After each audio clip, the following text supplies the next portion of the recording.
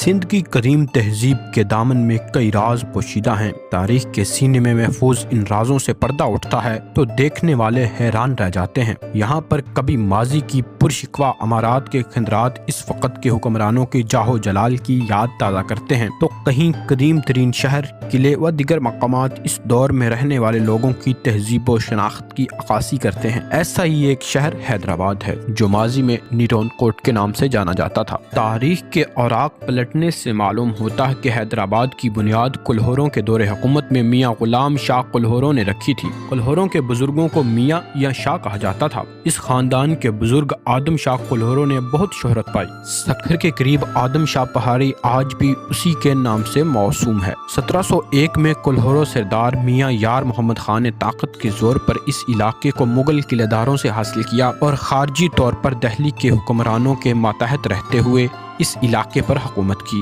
پھر نور محمد کلہوروں، میاں شاہ مراد، میاں عطر خان، بعد ازاں میاں غلام شاہ کلہوروں نے تخت تاج سنبھالا، جس کے دور میں حیدرآباد کی بنیاد رکھی گئی۔ میاں غلام شاہ کلہوروں ایسے حکمران تھے جنہوں نے اس شہر کے دونوں روپ دیکھے، یعنی کہ نیرون کوٹ اور حیدرآباد دیکھے اور ان پر حکمرانی کی۔ 18ویں صدی عیسوی کی ابتدا میں جب مغلیہ سلطنت زوال پذیر ہونے لگی تو سندھ میں کلہوروں نے اپنی حکومت قائم کر لی۔ کلہوروں حکمرانوں کو ایک محفوظ اور خوشگوار آب و ہوا والی جگہ کی تلاش تھی تاکہ اپنا پایہ تخت بنا سکیں۔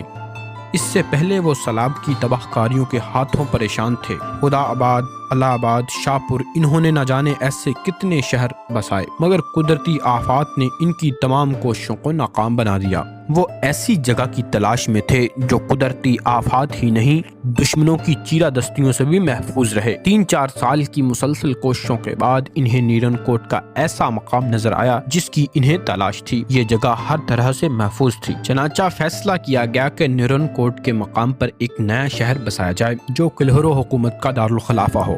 حیدرآباد کو اس حوالے سے بھی خاص مقام حاصل ہے کہ یہاں کئی عالم اور صوفی درویشوں کی پیدائش ہوئی۔ علاوہ ازیں یہاں چوڑیوں کی بہت بڑی صنعت ہے۔ حیدرآباد پاکستان کے صوبہ سندھ کا دوسرا بڑا شہر ہے۔ تقسیم ہند کے بعد پاکستان کے صوبہ سندھ کا دارالحکومت تھا۔